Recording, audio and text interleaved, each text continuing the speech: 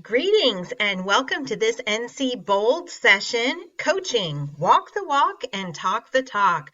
I am Jennifer Graham from Cumberland County. I'm the Innovation and Strategic Development Facilitator for the district, and I am excited to be your guide through this session. Now, for this session, you will definitely want to be in your own version of the presentation so that you'll be able to explore any interactive components that we come to. So you can do this in one of two ways. At the bottom of the screen, you'll see the bit.ly address for this session, bit.ly/coach walk and talk, or you can access the presentation through the QR code on the bottom right-hand corner of the screen. So I'll give you just a second to access your own copy of the presentation, and then we'll get moving along, or shall I say, walking the walk. So this session is going to be all about coaching, so it made sense to think about coaching movies because there are some great coaching movies out there. So I have 5 coaching great movies on the screen, and I want you to think about which one is the best coaching movie. So you'll notice we've got Coach Carter, we've got Hoosiers, Remember the Titans, McFarland USA, and Miracle. Now, this activity actually serves 2 purposes. If we were in an in-person session or even a synchronous session, we would have a big debate about which one of these movies was the best coaching movie. But if we take it apart from the content of this session, you now have a great playlist of movies that if you haven't seen, you have to see. And if you've already seen, you need to watch them again. So what I want you to think about is what made these movies great and what made these coaches worthy of having movies made about them. Again, this session is going to be all about coaching, and we can draw so many skills from watching great athletic coaches. So exactly what are the learning intentions for this session? I do want you to spend some time reflecting on previous coaching experiences. We're going to take a look at those experiences through the lens of whether they were barriers or boosts in terms of coaching practices. And we're going to narrow in specifically on learning walks and coaching conversations. We'll explore tools to support the coaching of digital teaching and learning. We will talk about how you can collaborate to plan coaching conversations, and then you're going to have an opportunity to contribute to a statewide coaching resource to support digital teaching and learning. Whew, those are some lofty goals, but we can do it. So as I said, I want us to really start by thinking about the experiences that we've already had. So I want you to think about experiences that you've had with learning walks, and you can look at this in 2 different ways. I want you to think about if you have been a teacher in a classroom and had learning walks occur in your classroom, and kind of consider those experiences. And then also from the leadership side, have you participated in learning walks where you have been going into other educators' classrooms? So consider your experiences from both ends of that situation. And then also think about coaching conversations. Have you been in a conversation where someone was really coaching you to improve your strategies and your teaching skills? And then also, have you facilitated conversations with other educators where you were trying to help them grow? So again, looking at it from both the classroom teacher side of things and from the educational leadership side of things. So once you've taken a minute to kind of consider your experiences that you've had, then it's time for you to go to the Jamboard. You'll notice the logo of Jamboard on this slide, so it just kind of indicates to you that this is a Jamboard activity. And you'll also notice that the directions for this activity are linked on the slide. So you're going to share reflections from experiences you have had with learning walks and coaching conversations, and you're going to do this on a Jamboard. So in your own copy of this presentation, you're going to click on the link, and it will take you to our Jamboard. Now, I want you to notice, in case you are not familiar with Jamboard, that this Jamboard has two slides or two frames, and so this is the first one. On this first frame is where you're going to reflect on your experiences with learning walks.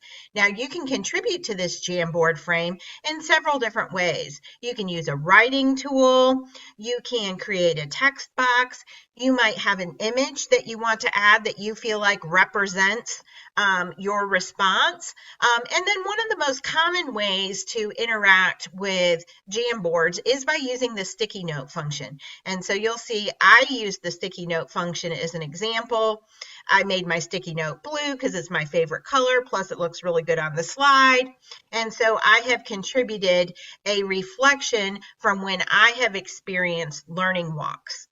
Okay, so I want you to pause this video for a few minutes. Go ahead and make your contribution to the Jamboard. And when you're ready, you can unpause or restart our presentation, and we'll continue on.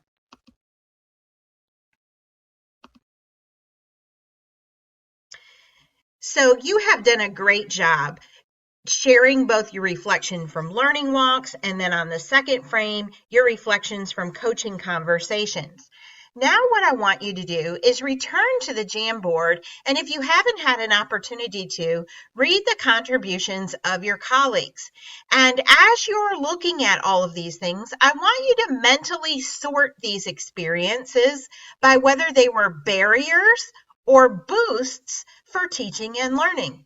So in some cases, for example, when I look at the example that I shared about learning walks, I was super nervous when a group of educators would walk into my room. Now, how did those nerves impact teaching and learning? Well, it meant I was probably not on my top game. So probably the instruction that I was facilitating that day was not quite as strong as it would have been without a group of my colleagues in my room. Also, if I am nervous and if my instruction is a little bit different, my students tend to pick up on those emotions and just that feeling of different. And so they may not have been on their top game during that learning walk as well. So I know that because of my nerves, because I was not really maybe as receptive or as confident in that situation as I could have been, that was kind of a barrier for teaching and learning that day. Now, on the other hand, I've experienced a coaching conversation where I felt totally comfortable. I felt like the person I was working with truly saw me as an expert, and we were more collaborating than I felt like I was being told what to do or that I was being judged. And some great ideas came out of that conversation. So in that particular situation, I would categorize it as a boost for teaching and learning. So again, I would like you to pause this video now, go back to the Jamboard, read through your colleagues' experiences with learning walks and coaching conversations, and mentally sort through, was that a barrier or a boost for teaching and learning? Then we'll be able to use this information throughout the presentation, and we can think about, how can we overcome some of those barriers, or how can we replicate those boosts and expand on their effectiveness? All right, go ahead and pause. I'll talk with you in just a moment.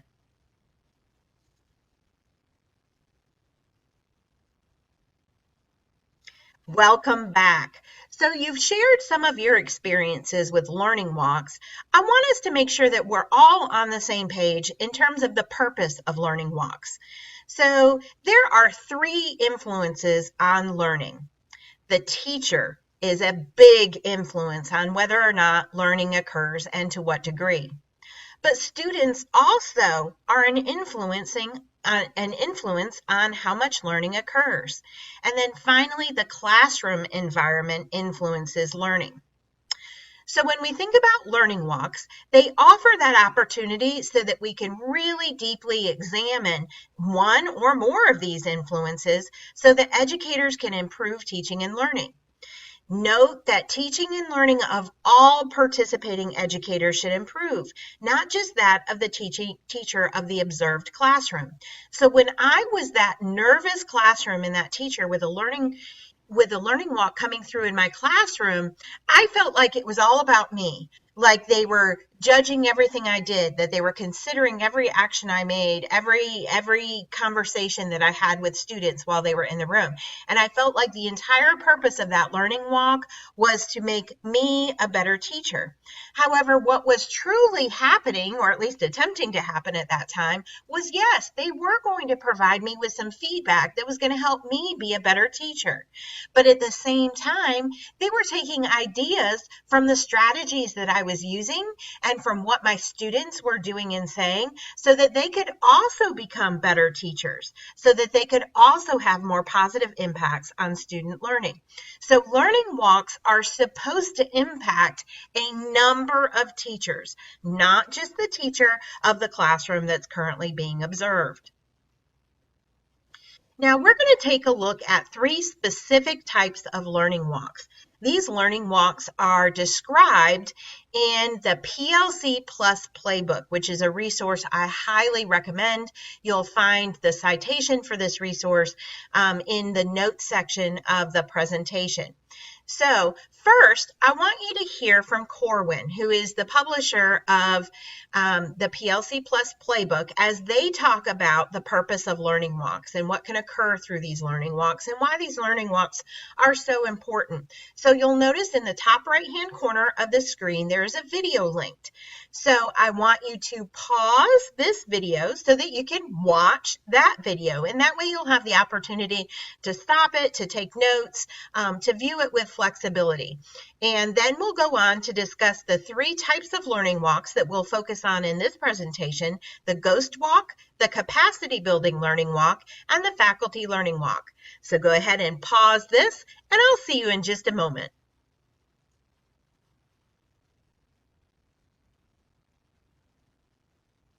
Okay, I hope you found inspiration through that video.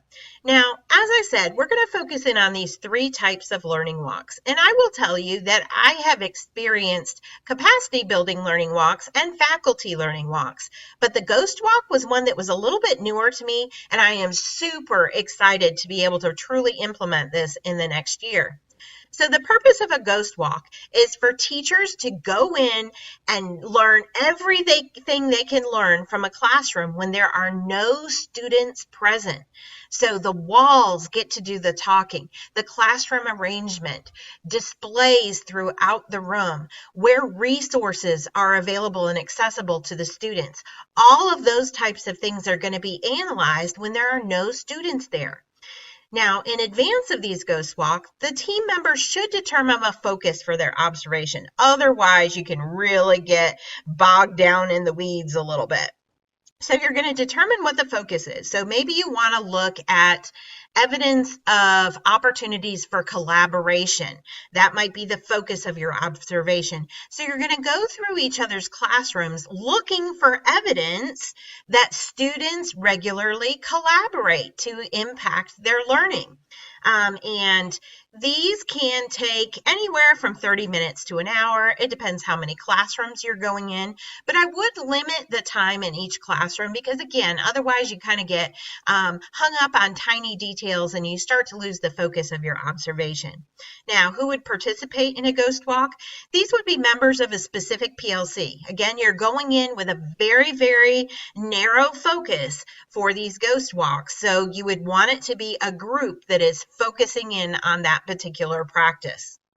Now, the capacity building learning walk is one that would involve teams of educators, and the membership for a capacity learning walk would be based on what the particular needs of that school are at the time. Now, in a capacity building learning walk, the teachers would quickly collect evidence of a particular focus area in multiple classrooms. And so these are short. You'll see that you only spend up to 7 minutes in each classroom. And you're going to have several teams of teachers going through different classrooms. And in this particular situation, it says use small teams, and each team would observe in 3 different classrooms. So very quickly, in less than 30 minutes, you would gather evidence from 9 different classrooms, and then you would be able to come together so that you could really figure out what the trends are, what's happening in your building, what's happening that's great, and where are some areas where you could firm things up a bit. And then finally, the faculty learning walk. I always think this one is super exciting. So all members of a school faculty should be able to participate in faculty learning walks. And I'm talking the teachers in the building, the leaders in the building, the instructional assistants in the building. Everybody should have access to this type of learning walk. Because every teacher is involved, it's going to be spread out across time, because clearly everybody can't leave their classrooms at the same time, or else there would be nothing to observe. So you're going to stagger this over a couple of days, a couple of instructional periods. And so it probably will not occur more than twice each academic year. And the entire purpose of this type of faculty learning walk is so that teachers can get into every other classroom and just steal, borrow, beg the best strategies and approaches to help students learn. This is also a great way to experience some vertical conversations, because if you're a third grade teacher, you can see what the second grade classrooms look like and what those second grade teachers are doing to help inform your practice. And likewise, you can see what your students need to be prepared for the next grade level. So there's just all sorts of opportunities for collaboration and just general excitement about teaching and learning through a faculty learning walk. So there are so many things to look for when you're going into a classroom and when you're doing some kind of learning walk. So what I did was I developed a very flexible tool, a tool to guide learning. And it is a tool to guide learning about digital teaching and learning. So this tool is one, it does have several areas. So the intention is not for you to go into a classroom and complete every single box on this form. That would be very overwhelming, and you would end up with so much information that it would be difficult to make any of the information really actionable. And of course, that's what we really want to have happen. So you'll notice that I have divided the areas into broad sections so that you would really say, okay, this is an area where we need to focus. Now I'm going to click on this image and it will actually take you to your own copy of this document. And of course, you can make this document your own. This is just what came out of my brain. So in the far left-hand column, you'll notice these are some suggestions for what you can look for and what you can listen for when you go into a classroom for some type of learning walk situation. So if you want to look for standard-based instruction, then you're going to be looking for what do you see students doing and saying, what instructional resources are the students working with, and how is student work serving progress along grade level standards. And you'll see there's an area for you to take notes on what evidence was noted in the classrooms that you visited, and also what wonders were inspired. What ideas did you get by walking into this classroom? There's also a section on engagement throughout the instructional period, because we want to make sure that our students are focused on learning from the start of an instructional period all the way through to the end of the instructional period. We don't want that burst of focus and then a lot of non-productive time and then kind of a closure. We want to make sure that we're planning instruction that keeps them focused and energized to learn throughout the instructional period. We also want to make sure that there's ownership of learning. So how do your students try to solve problems that they encounter while they're working? Is their immediate go-to you, the teacher, or are they trying to problem solve or collaborate with peers to come up with solutions that they encounter while they're working? And so we're going to look for things like that as evidence of ownership for learning. And then finally, how are students demonstrating what they've learned? How do you ensure, or how do the classrooms that you're visiting, how do they ensure that there is a clear standard of excellence for any products that are created? How are students receiving feedback on their demonstrations of mastery to keep that learning moving along? So this is just a tool that I created. Again, it can be used very flexibly. but it is available to you to either use or to make your very own. Maybe you can pick up a few ideas from here to carry into your own building for learning walks. So let's head back to the presentation. And we're going to practice using this tool now. So again, this is a video that you're going to watch of a classroom. This is an elementary classroom, and it's a classroom where blended learning occurs. So you'll see lots of different things going on at the same time, which I think is super excellent. So I want you to look at that tool for to guide you through this virtual learning walk that we're doing. And I want you to pick an area to focus on. So look at those colored bands on the tool and decide which band you want to focus in on. And then you're going to pause me so that you can play this video and collect evidence and inspiration from what you see. So I'll see you back in a few minutes. Enjoy.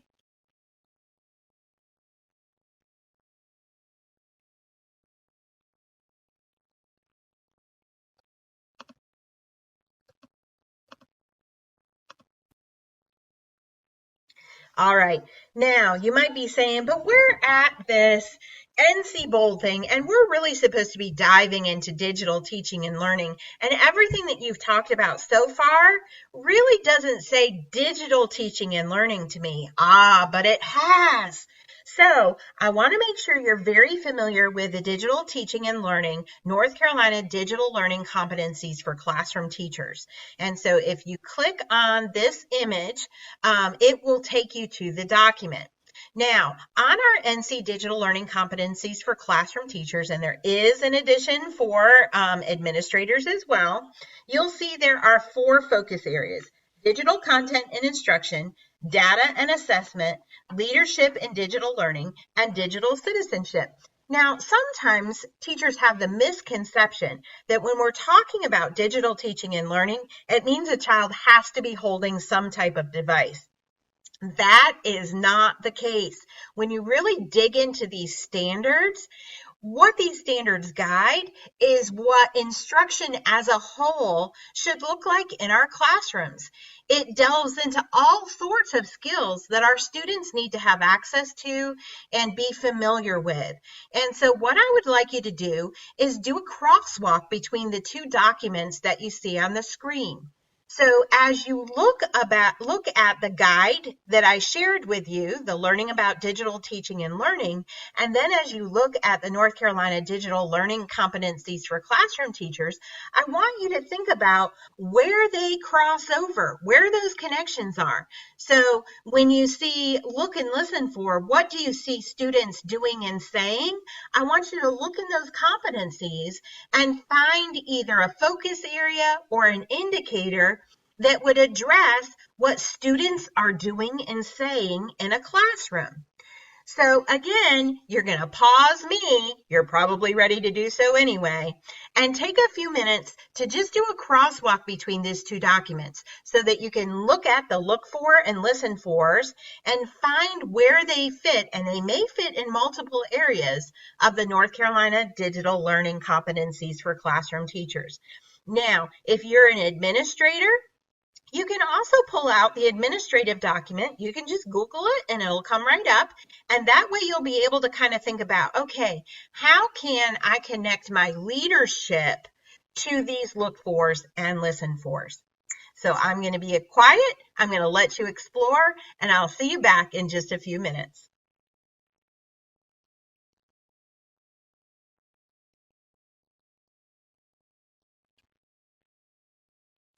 So we have spent quite a bit of time now talking about learning walks. Well, guess what, folks? The power of the walk is in the talk. So yes, you're going to collect some great evidence while you're going on learning walks. But at the same time, it's the conversations that happen either during or after those learning walks that is so powerful. So on these next 2 slides, I have shared some questions for you that may be questions you want to discuss following or during a learning walk.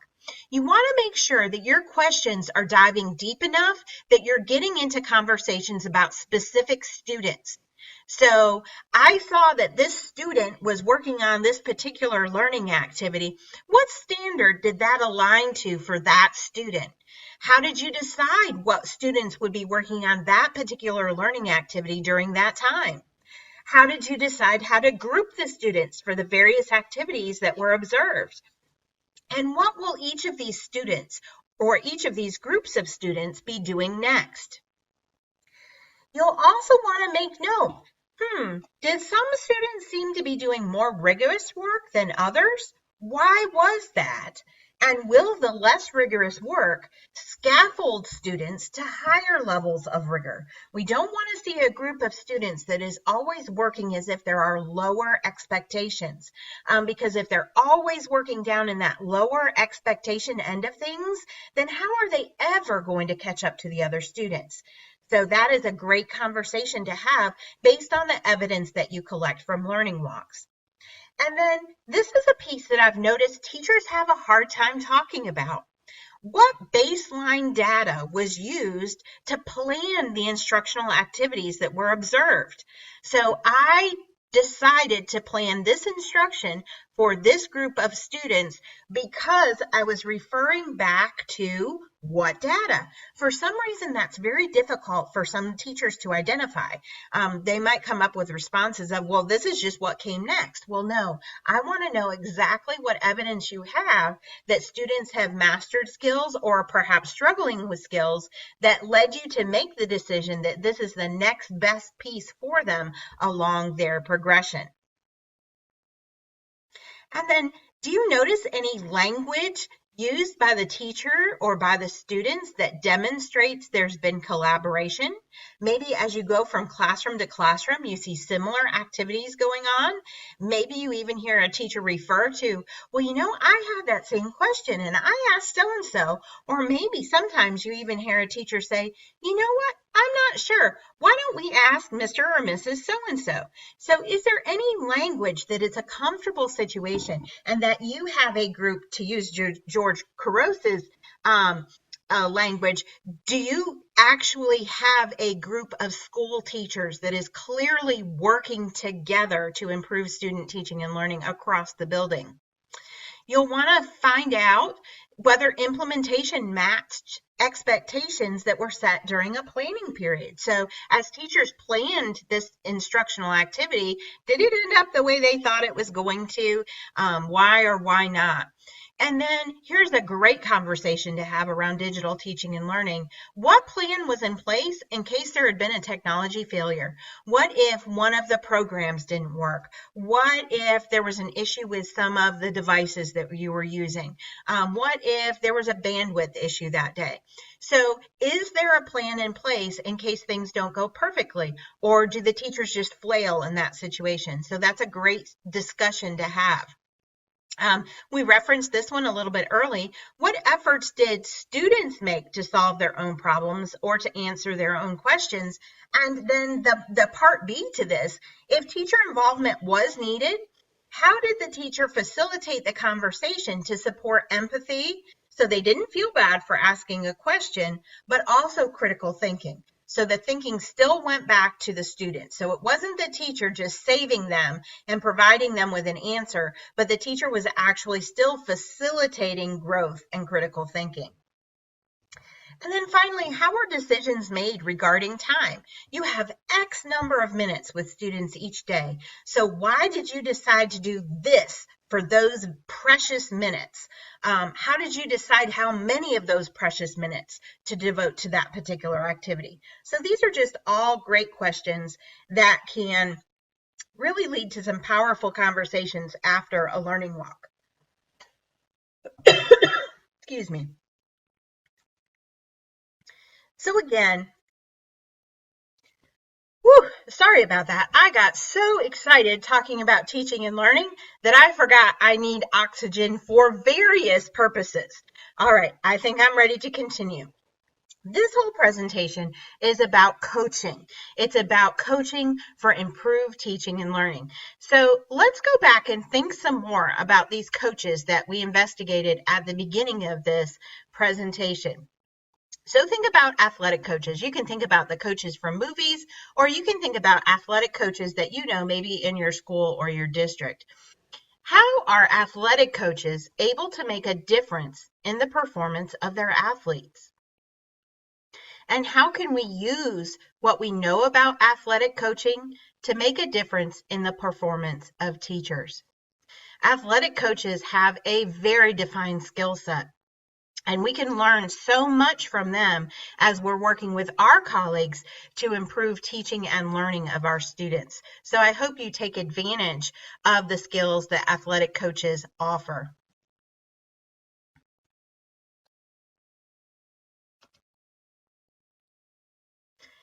Now, in our district, we have a resource that we use in terms of instructional coaching, and it's called Get Better Faster, and it's a product of Uncommon Schools.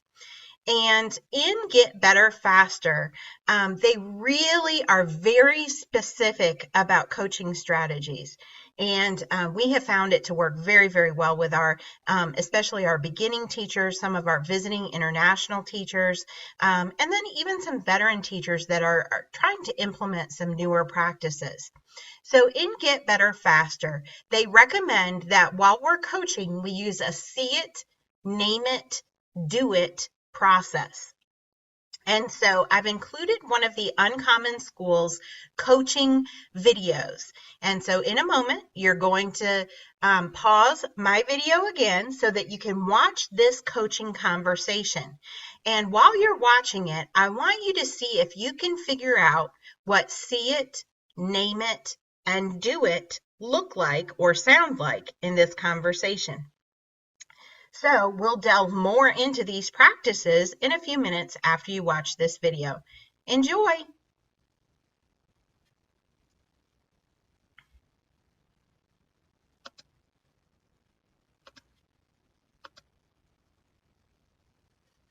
Wasn't that a powerful coaching conversation?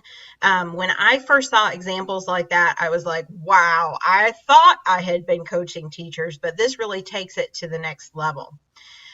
The first thing I want you to see is that there were airtight activities that occurred that led the participants to draw conclusions mostly on their own. So they weren't just saying, hey, teachers do this, so I think you should do this too. No, there had been a very specific lesson that was taught and observed, and evidence was used from that example so that the teacher who taught the lesson was able to draw conclusions about her instruction, and so the coach could give very, very specific feedback. In the name it stage, you could hear the academic language that was used by both the coach and the teacher. And when you're able to name academic practices, it is so much easier to have consistency across the building, collegiality.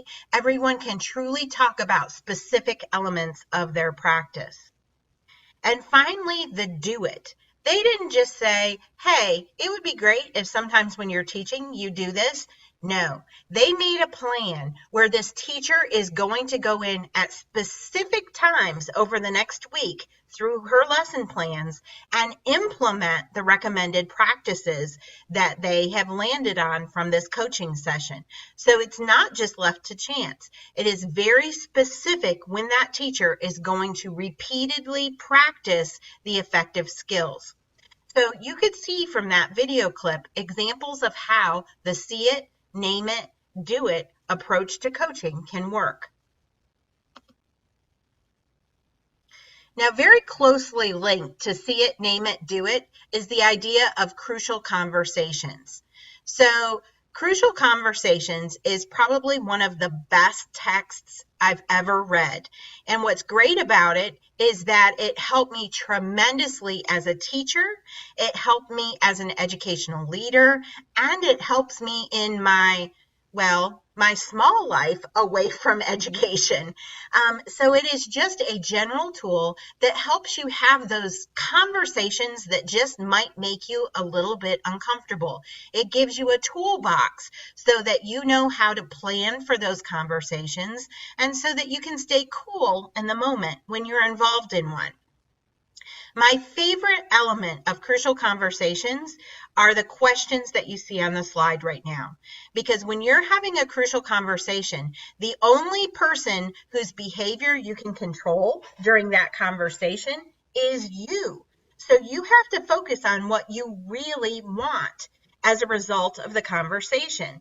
So first you have to think about, what do I want for myself? If you're engaging in this conversation, it means it is directly related to you and it matters a great deal to you. So what do you want for yourself out of this conversation? But then a conversation happens with more than one person. So you have to also think about, what do I want for others? So if you're an educational leader and you're working with a beginning teacher, you want stuff for you. You want to see this teacher's instruction improve. You want to see him or her become a better teacher for those students. You want to make it so that you can have coaching actions with this teacher on the next level. So those are some things that you want for yourself, but also you want this other teacher to experience success. You want this other teacher to have a new set of skills to walk into the classroom and feel more confident using. And then finally, and for me, this is the kicker, what do I want for the relationship? So I don't just want to be able to have one difficult conversation with this teacher. I want to be able to consistently engage in high-level conversations about teaching and learning with this teacher. So I want to build a relationship with this teacher where we can have these conversations, where the teacher knows it's safe, where the teacher understands what I want for me and what I want for him and her. So it's very, very important that we think about what we want for the relationship after that conversation has finished. So I want you to have an opportunity to practice planning some crucial conversations. So at the bottom of this slide and of the next slide, you'll see there's a link to a crucial coaching planning guide. And so if you click on that guide, it will allow you to make your own copy. And you'll want to make a copy or have the digital version up that you can use for the next activity that we're going to do. So what's a crucial conversation? It does offer the definition from the book. So a crucial conversation is a discussion between two or more people where the stakes are high, opinions vary, and emotions run strong. And that pretty much defines teaching and learning. So again, there's a reminder there, while planning this conversation, remember that the only person you can control is yourself. So what do you want for yourself from this coaching conversation that you're planning? What do you want from others? So what do you want for the teacher, for the administrator, for the parent, for the student, for the team? And what do you want for relationships following this conversation? So if these are the results that you want, what will you do or say? This is where you can actually jot down some reminders for what you want your body language to be, what you want your facial expressions to be, what your actions should be, your questions, your responses to anticipated questions or comments. And you may think to yourself, I don't have time for all that. I don't really need to do that. Let me tell you, from personal experience, there is a distinct difference between conversations I have where I do not take the time to do this and conversations that I have when I have taken a few minutes to sit down and jot down those goals for myself. And then finally, how will you use the see it, name it, do it method to guide the content of this coaching conversation? So you still want to make sure there are those three distinct phases that will lead to actionable results. So again, you're going to want to have access either to the digital version of that, or you can print yourself out a copy, or you can just have the questions available and jot down your responses on some scratch paper. So I have created 2 possible digital teaching and learning scenarios for you to practice planning your crucial conversation. So here's the first one. There's a veteran teacher in your building whose students are not performing well as compared with students in other classrooms. She's using techniques that have brought success in the past and justifies these practices by noting, quote, research that students should not have too much screen time. Since, quote, they get that stuff in their other classes, she is responsible for providing a, quote, break from it in her classroom. She notices that you've been spending more time in her room than in others and asks you, rather gruffly, why? And so then you can use your crucial coaching planning guide to map out how you would facilitate the conversation with that particular teacher. Or, if you prefer, here's another scenario. There's a teacher in your school who prides himself on his ability to make learning fun for his students. He references his use of gamification to reinforce his content standards. Although his students enjoy their time in his classroom, there's little evidence of academic growth.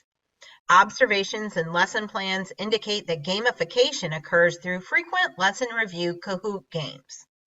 And again, the planning guide is there for you to help you figure out how you would facilitate a conversation with this teacher.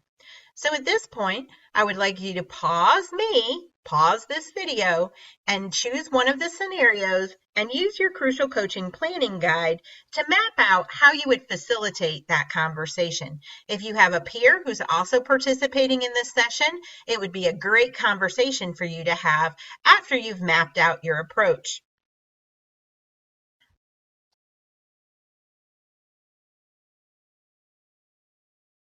Welcome back.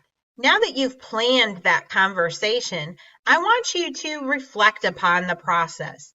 What was the most challenging aspect of planning your coaching conversation? Was it challenging for you to identify what you wanted for yourself, for others, and for the relationship? Was it challenging for you to figure out how to generate the conversation starters or how to come up with responses to anticipated twists and turns of the conversation? How did planning this out or rehearsing help you? How did this activity connect to our barriers or our boosts earlier? So if you look at the coaching conversation slide from our Jamboard, were you able to maybe eliminate some barriers by planning your conversation? Or were you able to take some of the boosts that we read about earlier and apply them to your coaching situation? And then finally, what action will you take as a result of learning how to plan these crucial conversations? We have talked quite a bit about coaching, teaching, and learning in North Carolina throughout this session. We've talked about learning walks, we've talked about coaching conversations, and now it's time for you to share what you know with the other teachers and teacher leaders across our state. So on the left-hand side of the screen, you'll see a link to a Google form.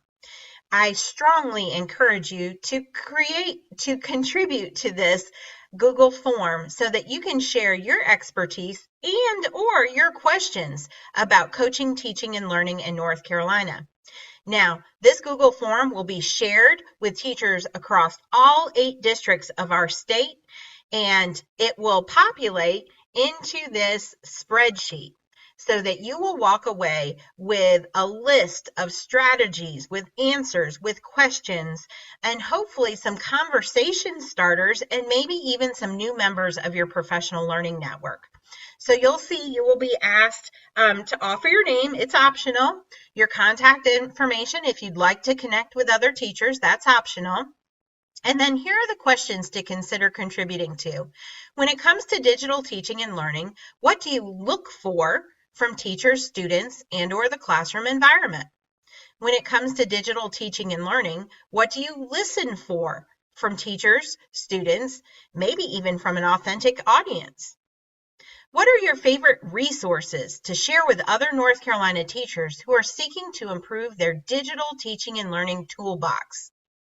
What coaching tips do you have to help further development of our North Carolina digital teachers and learners?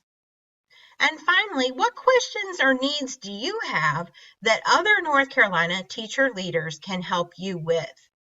So as you can see, there's going to be some really powerful information shared through this resource, and I hope you will consider contributing to it. Thank you so much for your time and your intention and your involvement in this NCBOLD session, Coaching, Walk the Walk and Talk the Talk. I'm Jennifer Graham. I hope to see you on Twitter at JLG523, and there is the link again for this presentation. Thank you so much and enjoy the rest of your day.